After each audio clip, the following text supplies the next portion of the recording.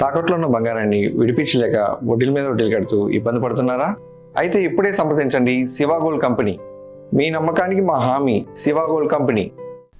అక్కడ ఒక్కో అల ఒక్కో అడుగు నేలను లాక్కెళ్లుతోంది.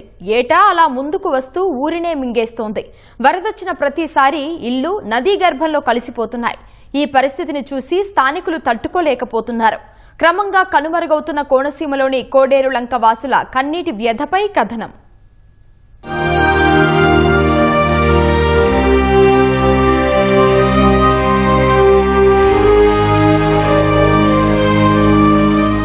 చుట్టూ గోదావరి, కనువిందు చేసే కొబ్బరి చెట్లు, ఆహ్లాదం కలిగించే వాతావరణం, ప్రకృతి రమణీయతకు కేరాఫ్గా నిలిచిన కోడేరులంక గ్రామం డాక్టర్ బిఆర్ అంబేద్కర్ కోనసీమ జిల్లా పి గన్నవరం సమీపంలో ఉంది. పచ్చని పంటలతో కొబ్బరి తోటలతో ప్రకృతి ఒడిలో కళకళ్లాడుతోంది. వందలాది కుటుంబాలు ఎన్నో ఏళ్లుగా ఇక్కడే సంతోషంగా జీవిస్తున్నాయి. నదీ తీరాన సారవంతమైన నేలలో రైతులు లాభాల సాగు చేస్తున్నారు. అయితే ఇప్పుడు ఈ అందమైన లంక గ్రామం భయంకరమైన సమస్యను ఎదుర్కొంటోంది. జీవనాధారమైన గోదావరే ఆ లంకకు గండంగా మారింది. నదికి వరదొచ్చిన ప్రతిసారి ఒడ్డు కోతకు గురవుతూ ఇళ్లు నదిలోకి ఒరిగిపోతున్నాయి.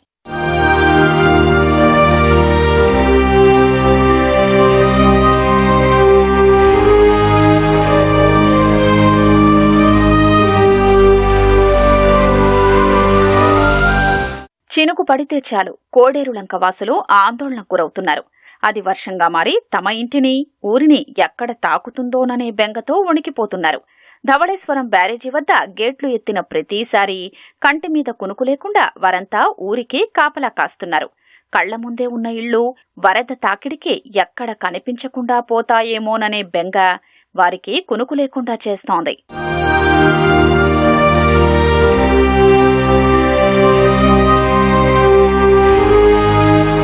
ప్రస్తుతం మనం కోడేరులంక గ్రామంలో ఉన్నాం. పక్కన అఖండ గోదావరి ప్రవహిస్తూ ఉంటుంది. మనం చూస్తే ఇటు వైనతేయ విశిష్ట రెండు పాయలు కూడా ఇక్కడ విడిపోతూ ఉంటాయి. ఈ మధ్య ఉన్నటువంటి ప్రాంతం కావడంతో కోత విపరీతంగా ఉంటుంది. ప్రవాహం అత్యధిక స్థాయిలో వస్తుండడం వల్ల ఏటికేడు దాదాపు 100 మీటర్ల మేర కూడా గ్రామం మొత్తం కొట్టుకుపోతుంది. తమ కళ్ళ ముందే ఇటు కాలనీలు కనుమరు అవుతుండడంతో తాము ఎక్కడ నివాసం ఉండాలో తెలియని పరిస్థితి నెలకొందని, పూర్తిగా ఆధారం కోల్పోతున్నటువంటి పరిస్థితిలో తమ గ్రామం వదిలిపెట్టి వెళ్ళలేని పరిస్థితుల్లో మానసిక వేదనకు గురవుతున్నామని చెప్పేసి గ్రామస్తులు ఆవేదన వ్యక్తం చేస్తున్నారు. గోదావరి వరదను తట్టుకునేలా ఊరి ఒడ్డున రక్షణ గోడలు నిర్మించాలని అధికారులు ప్రజాప్రతినిధుల్ని కోరినా సమస్యకు పరిష్కారం దొరకలేదని స్థానికులు వాపోతున్నారు.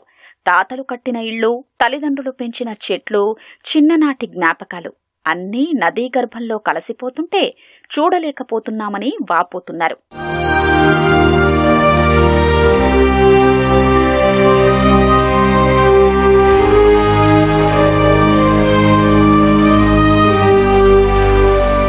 చాలా పోయినాయండి ఇల్లు అంటే లెక్క చెప్పలేము. ఆ కడకి వెళ్ళిపోయి ఇంకా కాలనీని ఒక 500 కడ పెరిగిపోయి ఉంటుందండి. మరకాళ్ళు అయితే ఎవరైతే భయం అండి, మహాభయం అండి.